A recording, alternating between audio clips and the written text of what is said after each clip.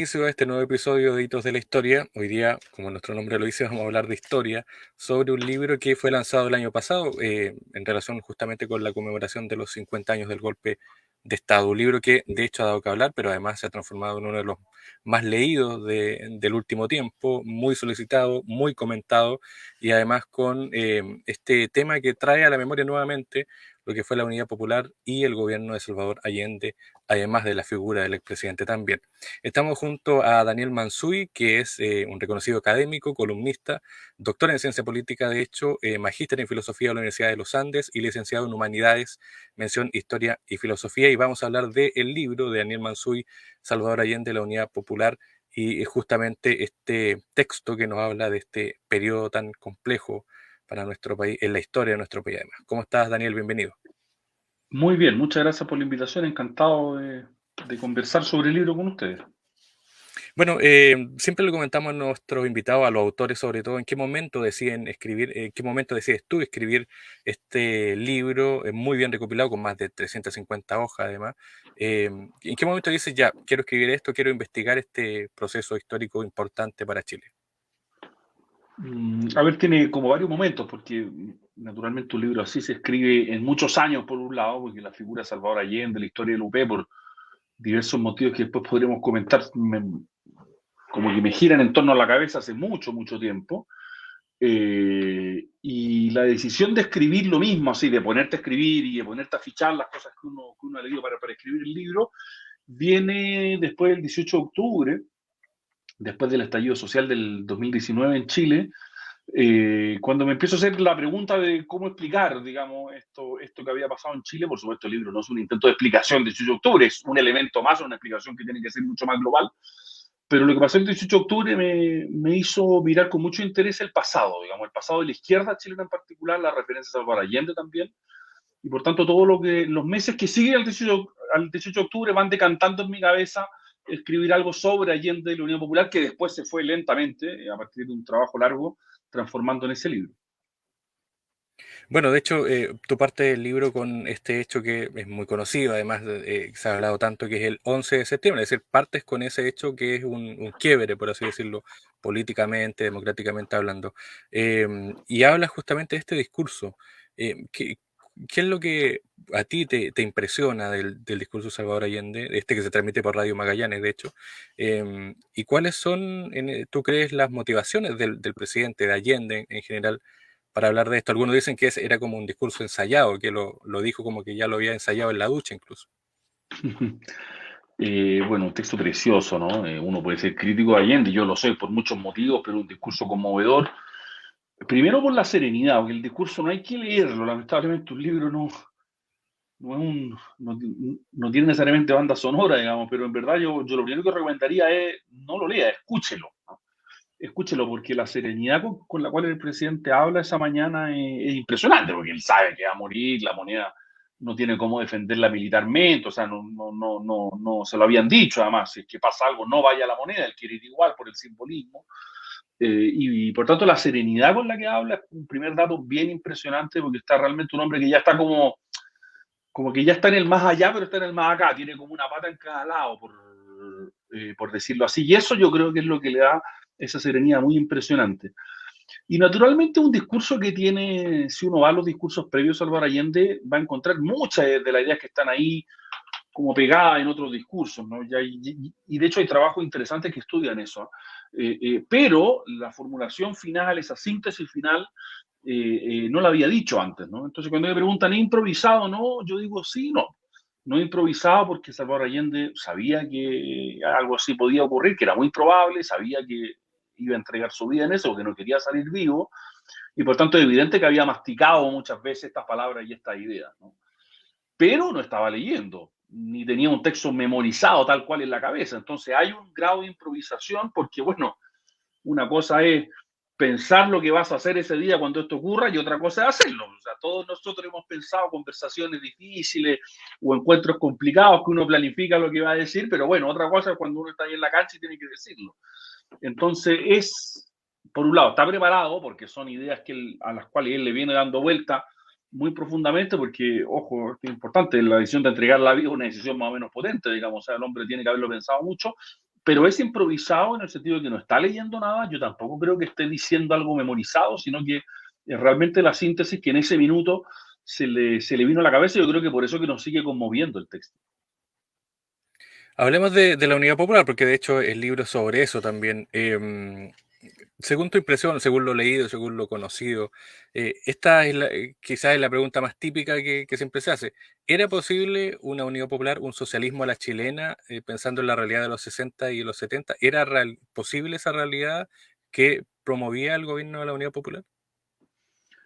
Era muy difícil, ¿eh? No sé si decir imposible sería mucho decir, pero su viabilidad era escasa, en parte porque hay una presión más o menos evidente respecto a tanto de los socialismos reales, y por socialismo real aquí voy a decir lo que pasaba en la órbita de la Unión Soviética, ¿no? Que era un polo mundial de atracción extraordinariamente fuerte en aquella época, y también por Cuba.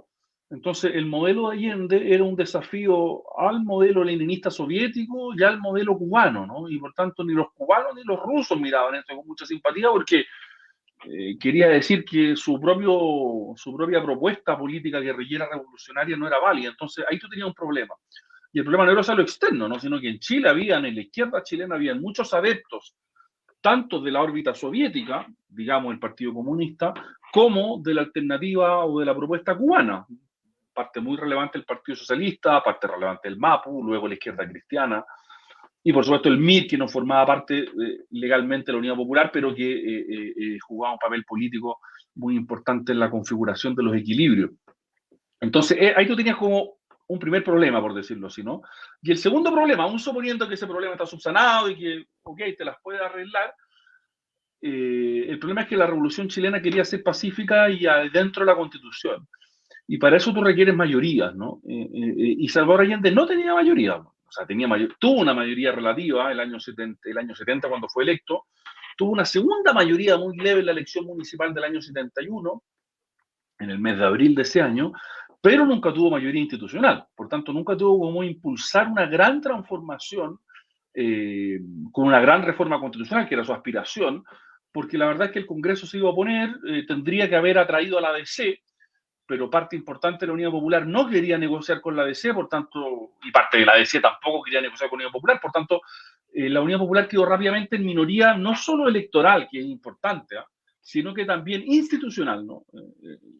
Y querer hacer una gran transformación a partir, digamos, de cierta situación de minoría institucional es imposible. Tú terminas chocando contra el muro, digamos, terminas polarizando al país completamente, que es lo que le terminó pasando a la UP. Dicho sea de paso, yo escribí una parte de este libro durante el trabajo en la primera convención constituyente, ¿no? Para mí fue muy terapéutico. Yo fui crítico de esa convención, no es ningún misterio, ¿no? Y lo que me llamó la atención de la primera convención es que, este es el sentimiento que tuve mientras escribía, ¿no? No conocen la historia del UP, porque si conocieran la historia del UP saben que las grandes transformaciones no se pueden hacer contra todo el mundo, tú no te puedes echar a todo el mundo encima, digamos. Es algo que se me apareció muy nítidamente cuando escribí el libro, cómo la convención estaba construyendo su propio fracaso, ¿no? Entonces, si me preguntas para volver al inicio, si es que el socialismo de la chilena era viable, yo creo que tenía estas dos situaciones, una externa y una interna, que lo hacían un sueño que funcionaba en la cabeza de Allende, pero que no tenía mayor viabilidad. Habría tenido una, y por eso que la convención del año 2020-21 es tan interesante para estos efectos. Habría tenido una que era la siguiente, era la posibilidad de hacer un plebiscito para impulsar un cambio constitucional. Pero para eso la UP tenía que ser mayoritaria. Y la UP fue mayoritaria probablemente, pero durante un lapso de periodo muy corto, ¿no? En los primeros meses del año 71. Ya en junio del año 71, con el asesinato de Pérez Sujovic, la DC empieza a tomar distancia, y de ahí en adelante la UP va a quedar cada vez más en minoría. Y por tanto, yo te diría, a partir del 8 de junio del 71, o si quieres tirar un poco más el elástico, a partir de la visita de Fidel Castro a fines del 71, la Unidad Popular nunca tuvo mayoría como para impulsar una gran transformación democráticamente. Otra cosa habría sido hacerlo por la fuerza, ¿no? Esa otra discusión. Pero para hacerlo pacíficamente, como soñaba Salvador Allende, a fines del 71 esa posibilidad estaba completamente clausurada.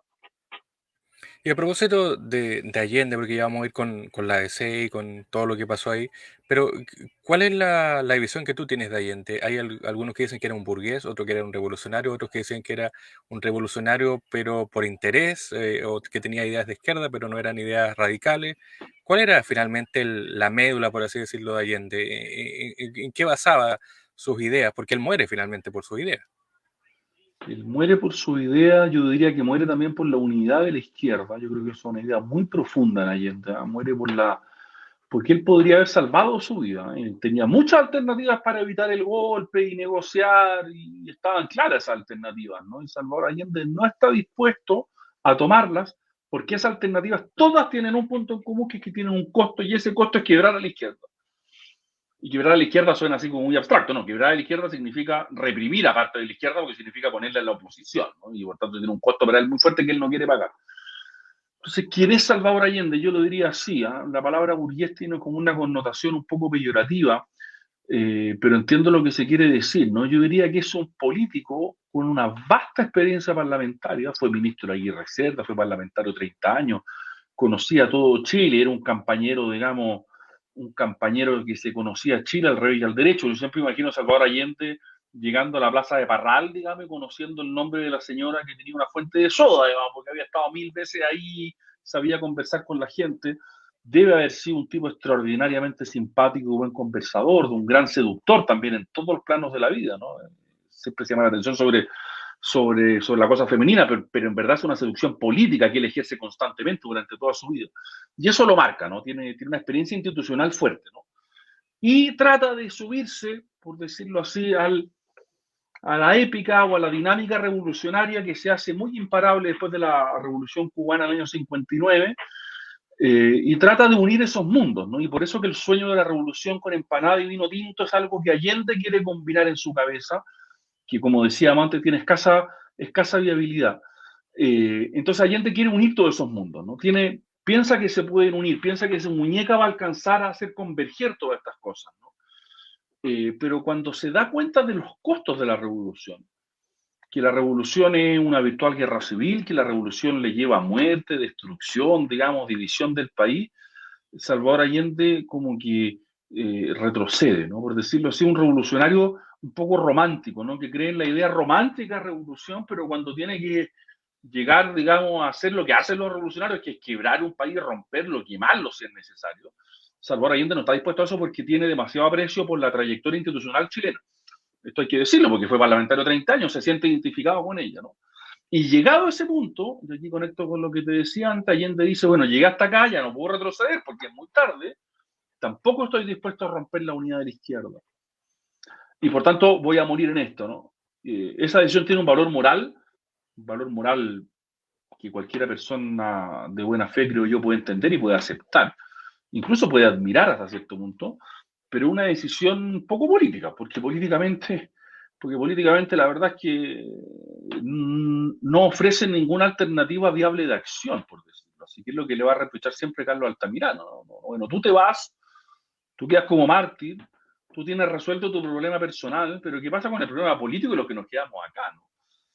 Y claro, Allende podría haber retrucado ahí, bueno, si me hubieras ayudado más, yo no habría llegado hasta esto, pero esa discusión Allende-Altamirano refleja bien el punto al que llegó la izquierda, ¿no? Donde no sabía o no tenía cómo resolver este dilema entre instituciones y revolución. Ahí, a propósito de lo que decía en lo último de Altamirano y Allende, em, ¿qué tan cierto es que Allende finalmente avanza en el tiempo? Es decir, llega hasta 1973, pero no toma decisiones. Hay algunos que lo critican duramente por eso, de hecho, gente de la DC, de hecho, o incluso el mismo Altamirano, como tú lo decías. ¿Es tan así? ¿Es una persona que dejó hacer y que no supo tomar las riendas en el momento preciso? Sí, le costaba tomar decisiones, pero para ser justo hay que contar la historia entera. Y la historia entera es que Salvador Allende, nadie lo quería como candidato presidencial porque todo el mundo lo encontraba un candidato del pasado, ¿no? Había sido candidato 3 veces, 52, 58, 64. Había perdido por muy pocos votos el 58, los votos del cura de Catapilco en esa famosa elección en la que resulta electo Jorge Alessandri. Y por tanto los partidos de izquierda quieren liderazgos nuevos, jóvenes, emergentes, ¿no? Y sin embargo, Allende dice, tiene una cartita bajo la manga, dice, ustedes no me quieren, pero ¿quién conoce el país, viejo? ¿Quién tiene los votos? ¿Quién llega, como te decía antes, a Parral, digamos, y conoce a la señora? Yo lo conozco yo. Y por tanto, el allendismo tenía arraigo electoral. Y por tanto, Allende llega a una especie de transacción con sus partidos, que es decir, yo voy a ser el candidato y los partidos dicen, ok, pero usted va a estar sometido, las decisiones de su eventual gobierno van a estar sometidas al comité, a la unanimidad del Comité Político de la Unión Popular.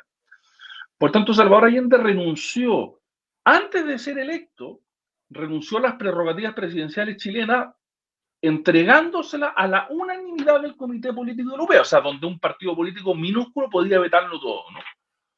Y por tanto entró, por decirlo así, con su poder menoscabado. Él pensaba que iba a salvar esta situación con su muñeca, porque tenía un talento político que todos sus adversarios y amigos le reconocen. Pero el problema o lo que vivía Chile no era una cuestión de más o menos muñeca, sino que como que había cambiado de grado la situación, ¿no? Entonces Allende no fue nunca el conductor de la Unidad Popular, esto es duro decirlo, pero no fue nunca el líder de la Unidad Popular. De hecho, si uno mira los textos que escribió Lupe durante esos 3 años, se refieren a los infinitos textos que escribió cada partido durante cada problema que hubo, que son infinitos, son fascinantes, pero escribieron muchísimo. Salvador Allende nunca tiene un papel central en ellos, no siempre como una figura un poco marginal, un poco como una especie de coordinador, digo yo, de la Unidad Popular, ¿no? Como coordinador en jefe, pero no el líder. Y los procesos revolucionarios siempre tienen líderes. Y por tanto, la admiración que siente la izquierda chilena por Salvador Allende es póstuma. Tiene que ver con lo que hizo el 11 de septiembre, no con su gobierno. Y por tanto, yo creo que efectivamente, hechas todas estas prevenciones, se puede decir que Salvador Allende tuvo poco poder de conducción y liderazgo sobre el UP. En parte porque no quería quebrarla y en parte porque el acuerdo inicial era que él estaba sometido a los partidos del UP y los partidos del UP no estaban de acuerdo, estaban constantemente divididos. Salvador Allende nunca quiso zanjar definitivamente esa diferencia y eso lo dejó en la situación que lo condujo al 11 de septiembre. Hay algo que, de hecho, tú lo que decías de esto de escribir durante la UP, que es algo que lo hace, que lo cuentas en el libro, de hecho, con Joan Garcés, que anticipa esta crisis, ¿no es cierto? Que mientras va desarrollándose, Joan Garcés, que de hecho es un asesor de Allende, escribe en 1971 lúcidamente estos quiebres que se producen en la Unidad Popular.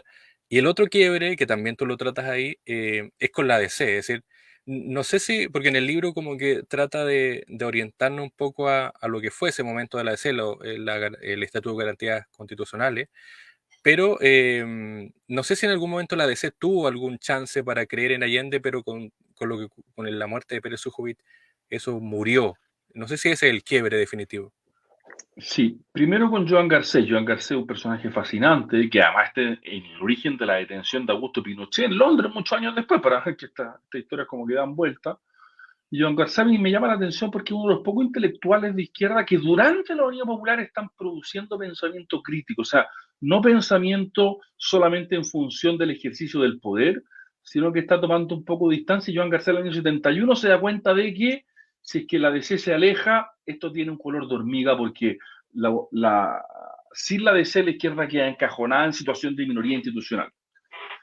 Y la DC, que es otra historia, es una historia también muy entretenida, pero que está en el centro de esto, porque es la DC en el fondo la que termina, como decirlo, moviendo las capas tectónicas para que el golpe fuera posible, ¿eh? No estoy responsabilizando a la DC del golpe, pero obviamente que la DC, la oposición tan fuerte de la DC de Patricio Elwin a la Unión Popular, crea un clima que hace posible el golpe, por decirlo así, ¿no? Y la DC tiene un problema, o sea, tiene muchos problemas, pero primero hay un dato. Eduardo Frei Montalva, que era el líder indiscutible de la DC, nunca le creyó nada a Salvador Allende. Y desde el 4 de septiembre del 70 empiezan a conversar y Frei le dice, yo creo que esto va a ser un desastre, no tengo ninguna fe en ti, esto no es personal, los hombres habían sido amigos en el pasado, esto no es personal, pero yo creo que esto va a resultar mal.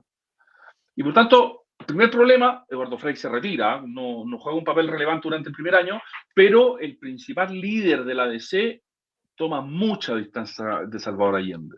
Durante los primeros meses la Unión Popular le va bien, la política de emisión monetaria, digamos, genera una sensación de bastante bonanza, y por tanto la DC mira esto con ojo bastante benevolente, te diría yo, porque además su presidente, que era Renán Fuentealba en esa época, si es que entiendo bien, era un hombre más bien cercano por decirlo así, que no tenía problemas en allanarse a ciertos acuerdos con la Unidad Popular, ¿no? Sin embargo, el asesinato de Pérez Sujovich el 8 de junio del 71 marca una distancia, ¿no? Pérez Sujovich había sido ministro del Interior de Frey, había sido acusado por responsabilidad política en unos hechos que culminaron con la muerte de gente, de personas en el sur, cerca de Puerto Montt, creo que era, Pampirigoyen, y por tanto ahí la DC dice, vaya, acá hay un clima de violencia que nos empiezan a matar a la gente, ¿no? Y empieza a tomar distancia. Y eso tiene un segundo momento, que yo creo un momento de inflexión muy importante en la historia de Lupe, que es la visita de Fidel Castro, ¿no? Que se produce en noviembre, diciembre del año 71, que Fidel Castro viene al principio por unos pocos días, se queda más de 3 semanas, esto es muy conocido, pero en el fondo ahí, muy a pesar de Allende, creo yo, el gobierno de Lupe termina identificándose con la alternativa castrista. Y ahí la DC toma todavía más distancia, y de hecho, en la famosa marcha de las cacerolas vacías, que marca un punto de inflexión también, un día antes de que se fuera Fidel Castro, la DC participa, ¿no? No solo la DC participa, sino que se producen desórdenes, y esos desórdenes culminan con la acusación constitucional contra el ministro José Toá, padre de nuestra actual ministra del Interior, que termina destituido, ¿no? Y a partir de eso se produce en enero, hay una elección complementaria donde hay un pacto por omisión entre la derecha y la democracia cristiana, donde se ponen de acuerdo para no llevar candidatos donde el otro lleve, ¿no? Y por tanto ya a principios del año 72 la DC está muy, muy lejana al gobierno, y sin la DC arriba era imposible llevar esto adelante. Ese proceso solo se va a radicalizar conforme pasa el tiempo, con el paro de los camioneros, con la ENU, la elección de marzo, la elección de Patricio Elwin como presidente de la DC, pero claro, ya está claro que durante el segundo semestre del 71, que las posibilidades de amor con la DC eran más bien bajas. Agrego un punto que es re importante, que es la decisión de la DC, ¿no? Ya a fines del gobierno de Frei Montalva, el mundo del Mapu se había ido de la democracia cristiana, y el año 71 se va a otro mundo, que es el mundo de Luis Magra, que es lo que se llamó en su época izquierda cristiana. Y pasó que todos los que querían llegar a acuerdos con Allende en la DC se fueron. Por tanto, la salida de la izquierda cristiana a la DC dejó a la DC bastante más a la derecha de lo que estaba antes, ¿no? Y por tanto, paradójicamente, ellos se fueron porque querían ayudar al gobierno de la Unión Popular, y la verdad es que a la larga estratégicamente terminaron perjudicándolo, ¿no? Porque Frei Montalva pudo tomar el control del partido, y cuando Frei Montalva toma el control del partido, aunque no sea directamente, sino por persona interpósita, la verdad es que ahí ya no había absolutamente ninguna posibilidad, y de hecho esto es tan cierto que ya en julio, agosto del 73, a diferencia de Elwin, creo yo, Frei es un abierto partidario del golpe, y todo el mundo lo sabe, digamos. A Frei no se hacía ninguna ilusión sobre la posibilidad de una vía institucional, y en las últimas conversaciones que tiene Elwin con Salvador Allende, Frei no las avala. Salvador Allende invitó a Frei primero, y Frei le dijo: no tenemos nada que conversar. Elwin va a conversar con Salvador Allende. A propósito de esto último, ¿en qué momento crees tú, más allá de todos los factores que influyen en el golpe, porque no es solamente la figura de Allende o la figura de los militares o la figura de la Unidad Popular, ¿en qué momento crees tú que el camino ya no tiene vuelta, no hay retorno atrás, por así decirlo? ¿En qué momento crees tú que la situación ya se estableció, como tú dices, por ejemplo, con Frey, que ya cree en el golpe? ¿En qué momentos cree que eso ya no hay un viraje, por así decirlo, algo que finalmente va a frenar el golpe? Sí, por supuesto que tiene antecedentes, ¿no? Pero si uno tiene que poner ese punto, es sin duda la salida de Prats, ¿no?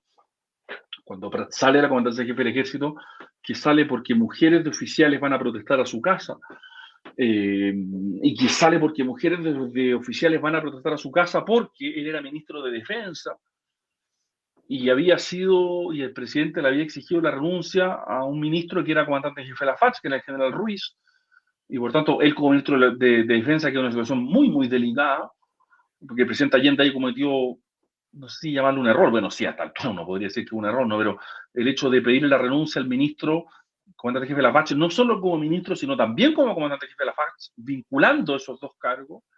Y cuando Prats sale del ejército, que después de esa manifestación en la puerta de su casa, él le pide una carta de solidaridad a sus generales, y hay varios generales que no están dispuestos a dársela, y las Fuerzas Armadas son verticales, pero son verticales hasta que se le pierde el respeto al superior, lo que era una clara muestra de que ya no lo respetaban. Y por tanto, cuando Prat sale, está claro que los militares golpistas están operando, está claro que son mayoritarios, está claro que lo están haciendo a cara descubierta porque no le firman la carta de solidaridad a Prat. O sea, si hubieran querido ser completamente hipócritas, la firman, pero no se la quisieron firmar, querían deshacerse de él, básicamente, y lo lograron. Y ese día, en el fondo, Salvador Allende pierde las, ¿cómo decirlo?, las instancias o las teclas de contención que podría haber tenido la Fuerza Armada, porque de Pinochet nadie sabía nada. Pinochet se transforma en Pinochet después, pero hasta ahí nadie sabía nada de él. Y por tanto, la salida de Prats deja a Salvador Allende sin elementos de presión en las Fuerzas Armadas, ¿no? Porque la Armada de Chile ya, en fin, estaba en una actitud muy, muy golpista o muy proclive al golpe. La FACH, con la asunción del general Lee, también había quedado muy, muy proclive al golpe. Y lo poco que tenía en el ejército se va porque además cuando sale Prats salen los generales que eran leales, los generales Pickering y Sepúlveda, y por tanto los golpistas quedan con las manos libres, ¿no? Y por tanto a partir de eso una cuestión todo el mundo sabe, es de semanas, de días, pero eso no iba a llegar, por decirlo así, a la Navidad, eso no iba a llegar, ¿no? Era completamente imposible. Y por tanto yo creo que la salida de Prats marca el punto de inflexión donde el golpe ya no tiene vuelta atrás, donde los golpistas ya están, digamos, decididos a correr el riesgo y a dar un golpe y a darlo del modo más, ¿cómo decirlo?, más seco y más instantáneo posible, por el miedo a la división interna, porque aquí hay otro hecho que jugó un papel, que fue el tanquetazo el 29 de junio, que fue una insubordinación militar no demasiado organizada, digamos, y donde los altos mandos se dieron cuenta de que si ellos no hacían el golpe, lo iban a hacer los mandos medios, y eso podía producir situaciones de enfrentamiento entre uniformados, y eso es lo que las Fuerzas Armadas querían evitar. Y por tanto, todo esto a la segunda quincena de agosto del 73 ya está claro cómo va a terminar, y Salvador Allende lo sabe por lo demás. Bueno, de hecho, son varios los testimonios y además lo que se cuenta en el libro. Tú hablas de Pinochet, obviamente, que es esta figura que después conocemos como la figura central desde el 11 en adelante. Em, ¿Cuál es la mirada con la que llega, por ejemplo, Allende frente a Pinochet? Porque se ha hablado mucho de eso también, porque Allende no llega con una mirada de un golpista, como si llega, por ejemplo, puede llegar con Merino, quizás incluso, pero con Pinochet era una mirada distinta con la que llegó al 11. Bueno, de hecho, habría dicho, o sea, son testimonios que después hay que ir a verificar, pero habría dicho, pobre Augusto, ¿qué habrán hecho de él, digamos? Porque estaba claro que Pinochet no era parte de los conspiradores principales, nunca lo había sido. Y claro, cuando se ve obligado a aceptar la renuncia de Prats, Allende le pregunta a Prats, bueno, ¿y qué hago, digamos, no? Si esto, el generalato, un cuerpo de golpes, es un nido de golpistas, digamos. Echémoslo a todos, sugiere Allende. Y Prats dice, no, pues si lo echamos a todos, el golpe es ahora, digamos. Por tanto, si usted quiere tener alguna posibilidad de dar el golpe, no lo eche ahora, trate de contemporizar, y para eso Prats le recomienda a Pinochet, en quien Prats confiaba ciegamente. Pero Pinochet nunca había abierto la boca, ¿no? Pinochet había callado prácticamente toda su vida, digamos, nadie sabía muy bien qué pensaba, un hombre muy socarrón, digamos, pero muy reservado, muy astuto también. Y por tanto de Pinochet nadie sabe nada, pero tampoco saben los golpistas. Los golpistas están organizando los golpes, tienen organizado todo y no saben si Pinochet está arriba o no, y por tanto en algún minuto están dispuestos a tomarlo preso también, ¿no? Porque Pinochet no tenía el mismo ascendiente que Prats en el ejército, esto era medio impensable con Prats, pero con Pinochet era una alternativa que, pero ¿por qué no, no? Y por tanto, Pinochet cuando, la composición del lugar que yo me hago, ¿no? Cuando entiende que el golpe va sí o sí, que va con él o sin él, Pinochet decide subirse al golpe. Pero lo decide realmente al final, digamos. No alguien que hubiera estado involucrado en la organización ni en la red que se tejió entre las tres ramas de la Fuerza Armada. Y por tanto, Allende está sorprendido con Pinochet, como ojo, están sorprendidos todos, porque nadie pensaba que Pinochet, digamos, iba a ser lo que se convirtió después. Pero cuando sale Prats, Allende no tiene más a mano que nombrar a Pinochet, pero ahí pierde algo, porque Allende confiaba en Prats y Prats respetaba a Allende. De Pinochet Allende no sabía nada, y insisto, nadie sabía mucho nada, ¿no? Y por tanto Pinochet fue un enigma y fue una sorpresa, y el Pinochet que todos conocemos en la historia de Chile, digamos, es el Pinochet que se revela la mañana del 11 de septiembre, porque tenemos, por esas cosas de la vida, digamos, se filtraron las grabaciones de las comunicaciones entre los altos mandos, ese Pinochet brutal que surge ese día, ¿no? Que se caiga el avión, que ya está hasta para morir, puso problema este tipo, digamos, ese Pinochet vulgar, brutal, digamos, pero que está intentando, ojo, esto no hay que leerlo solo desde la vulgaridad, lo que está haciendo Pinochet ahí es asentando su poder al interior de la Junta porque no se conocían entre ellos, ¿no? Son palabras que tienen connotación política, ¿no? No es una pachotada, ¿no? Pinochet quiere ser, como se subió al final al golpe, tiene que hacer valer su liderazgo. Ese Pinochet hasta el día 10 de septiembre nadie sabía que existía, probablemente ni él mismo lo sabía, ¿no? Y ese es el Pinochet que va a ser tan decisivo en los años sucesivos. Hay algo que veía ahí cuando presentaron el libro, estuvo Alfredo Yuñán, la misma Patricia Arancibia y el Premio Nacional, es que se me va el nombre, el periodista Ascanio Cavallo, Ascanio Caballo. que era algo que la mayoría de ellos decía y que era cómo definir a la Unidad Popular. Era por lo que sucedió con Allende, su muerte, su fracaso. Era algo, cosas que se podían separar, el fracaso de Allende versus el fracaso de la Unidad Popular. ¿Cómo podemos calificar eso? ¿Solo es político? ¿Solo es humano con lo que sucedió con la muerte de Allende, con este suicidio? O sea, como te decía antes, una decisión, a mi juicio, primeramente de orden moral. No quiere quebrar a la izquierda, y no quiere quebrar a la izquierda, y está bien.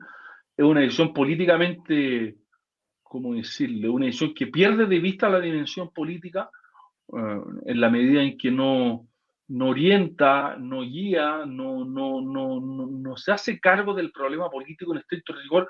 Quizás no tenía solución, quiero hacer la salvedad, ¿no? Quizás llegado a ese punto era lo que quedaba y está bien, pero que seguimos hablando de él, y por algo estamos hablando de él hoy día, más de 50 años después, es porque logra darle, con su discurso, logra darle un marco a su propia muerte, que en el fondo termina proyectando la fuerza de discurso, termina proyectando la historia de Chile, ¿no? Y ese discurso termina siendo, a mi juicio, tanto más importante que los mismos hechos del 11, digamos, de lo que viene después.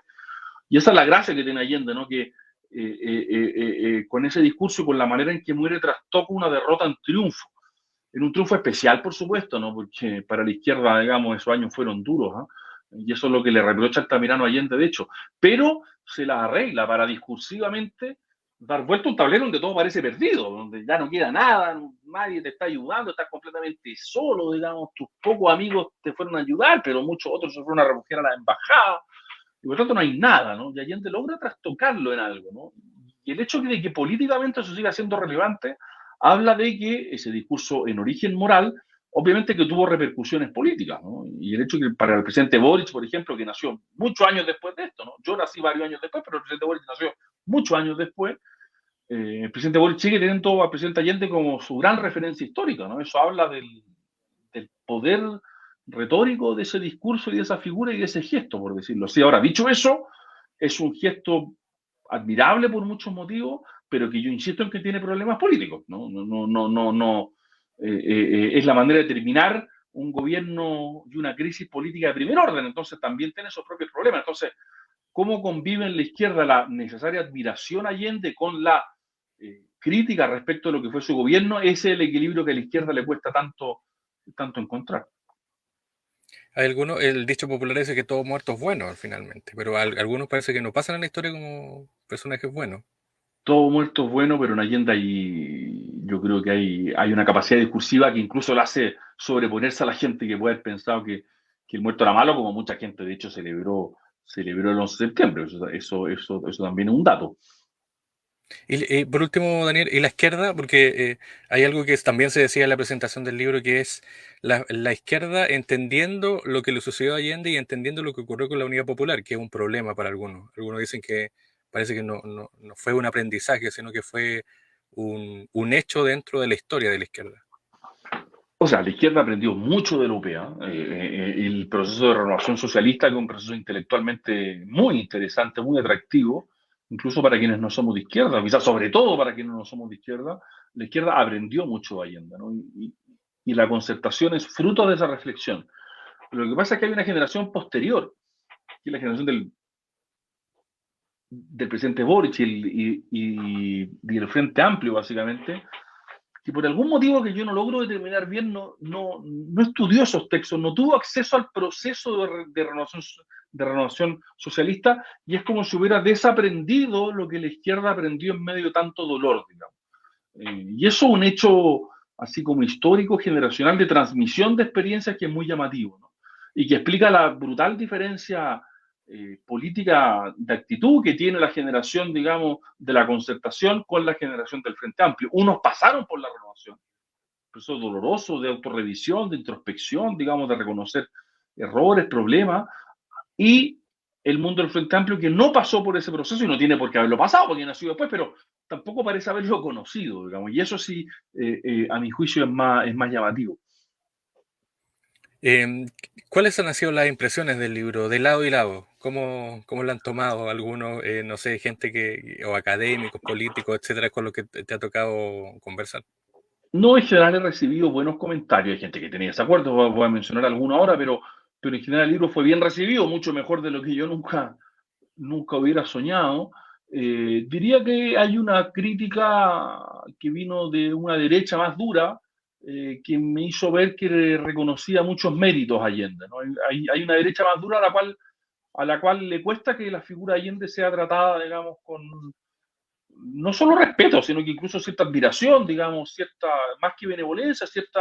Yo quería comprender al personaje, ¿no? Y el personaje además me es simpático y me es admirable en algunos sentidos, sin perjuicio de las muchas críticas políticas que tengo respecto a él y que se pueden ver en el libro. Y desde la izquierda surgió otra crítica, que es la del papel de los Estados Unidos, ¿no? Que yo habría, luego en condicional, que el libro no se tomaría suficientemente en serio, no habría considerado suficientemente la intervención norteamericana, ¿no? Y ahí mi respuesta es que mi libro no es una historia general de la Unidad Popular, para eso hay muchos mejores libros, el de Joaquín Fernández, por de pronto, pero muchos otros, y que mi libro solamente intentaba examinar las relaciones de Salvador Allende con los partidos del UP, ¿no? Y que por tanto yo menciono la intervención norteamericana, pero no es algo que me parezca relevante para explicar ese problema que yo quiero explicar. Pero en fin, uno también aprende de las críticas que recibe, así que tampoco es algo que me probleme mucho, la medida en que esté bien hecho y con respeto, los libros están para ser criticados, así que eso no me produce ningún tipo de problema.